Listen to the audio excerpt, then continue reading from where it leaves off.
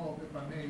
What is your answer to people who raise questions about the military's involvement in border affairs and other domestic affairs, particularly when they bring up posse comitatus? Well, I guess first I'd say that those who worry about that, it is appropriate that we pay attention to and focus on the authorities and the limitations that are provided in the Constitution. It's appropriate that we not have Title X DOD forces conducting, law enforcement activities until or unless the President makes a decision of such national significance that he directs that. But on routine day-to-day operations, that's the role of law enforcement. It is the role of civil defense agencies. It is the role of the National Guard, who has that authority to conduct on behalf of their governors law enforcement activities within the state. But I'll be frank with you, we have had zero challenges with that because we understand the lanes that we operate in. And we understand that DOD's role is to provide support to those law enforcement activities, and we can actually provide some very meaningful support. But we're also very careful to keep the lines of authority, the legal lines of authority that we have in place, so that we don't bridge and cause concern for some who would worry that human rights or personal freedoms may be challenged by use of DOD, active DOD Title X military. I guess finally I'd say that with respect to border security, since that was early in your question, I'd say that we have worked very hard to partner with all of those law enforcement agencies who conduct border security to find the niche capabilities where DOD can be of great assistance, but not put ourselves in a position where we are conducting law enforcement activity or border screening activity for the nation. And our JTF North works this every day down through their headquarters in El Paso. And it's a variety of techniques and capabilities that are available and have been actively used by our law enforcement. The key is, once the information is clear, law enforcement agencies then conduct the activities that are required to meet the needs of border security.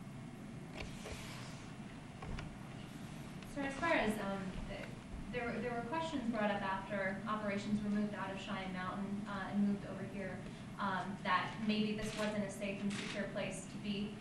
How do you feel now that you've been here for several years? How do you feel about base security over here?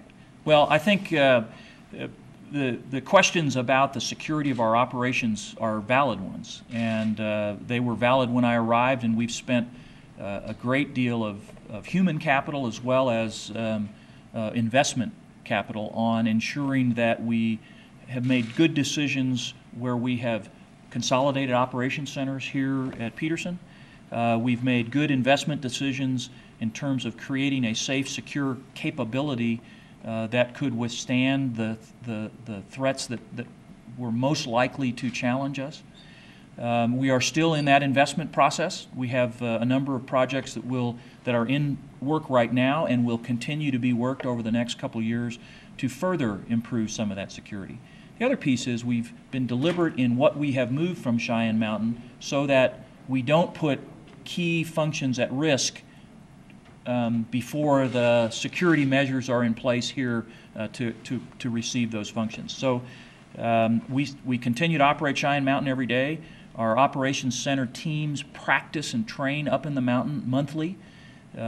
Each of our shifts rotate through the mountain to ensure that the systems in the mountain are maintained robust and up to date, as well as those individuals are comfortable with the very different means of operating in a different facility, much smaller facility, a much more confined facility in Cheyenne Mountain. But I'm very comfortable that we're on the right path.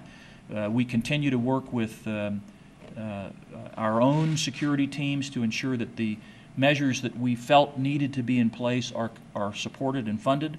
The Air Force has been very good to support our needs. We're looking at longer-term investments. Our headquarters and our missions have grown over time. We want to make sure we have the best facilities for those. So I feel very comfortable, and I believe that when Admiral Winnefeld comes aboard, he will find that the secure capabilities that he needs to operate are there. The interoperability and the synergy that we've created in our operations center day in and day out is second to none, and we've been proving that every day. So I feel pretty good. So, I have another question. Sure. For you. What's the hallmark of your time here? What do you leave this command knowing that you've done it, that you've changed, and that you're proud of? Well, there are truly many things that I'm proud of. First, I'm proud of the team that has worked and been together here. I've had great bosses in the past who have said, you know, the leader is important, but the team around the leader is what's critical to success. So pick your team carefully. And we've worked very hard to create a team of experts from all of the services that not only come with great skill sets, but also come with the approach that makes the interagency activity successful here. We've been very lucky in that the 52 other agencies of government who live and work here with us every day have invested quality senior leaders to come be part of our headquarters. And that has then allowed us to have great success in an interagency planning process that didn't exist on the day Katrina came ashore.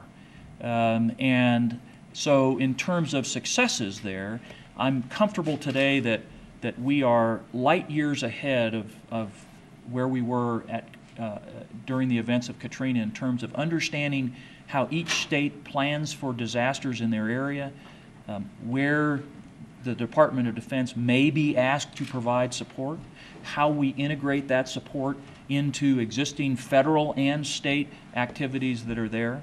We've had robust exercises to prove that concept, and they have gone extremely well. And then we've proven them in real events. You need to only look at the response, the preparation for and response to Hurricane Gustav and Ike to see that that when you partner with all of these agencies well ahead of events and ask yourself the question of what might happen when these events occur and how do we prepare for, act before, and then respond to an event, to see that the improvements have been substantial. I also want to maybe add an exclamation point to that by using Haiti as an example. When the earthquake struck in Haiti, that's not our area of focus. That area is part of the U.S. Southern Command. General Frazier and I had a conversation within hours. He expressed a need for experts in disaster management, in consequence management, in interagency activities. These are things that we do every day. We've built relationships both with our federal partners as well as our international partners. We immediately deployed what turned out to be almost 175 people to U.S. Southern Command, put them under his command and control, and they function for General Frazier as his disaster management experts. The fact that we can take that plug of experts and put them in another commander's region and they function credibly, in fact superbly for them, is really a way to show that what we've been working on over the last 3 years to make NORAD and NORTHCOM commands that anticipate challenges and that are experts in that interagency activity that it takes to manage the consequences has paid its dividends, and we're very proud of the part we played on behalf of General Frazier and U.S. Southern Command in that regard. So lots of positives. As I said, I don't leave feeling there's unfinished business. I think that all of the things we wanted to accomplish have moved, either been completed successfully and we've proven them in real life events, or we're on the path, as we talked with security and other things, we're on the path to completing them in a way that I think will make the nation proud.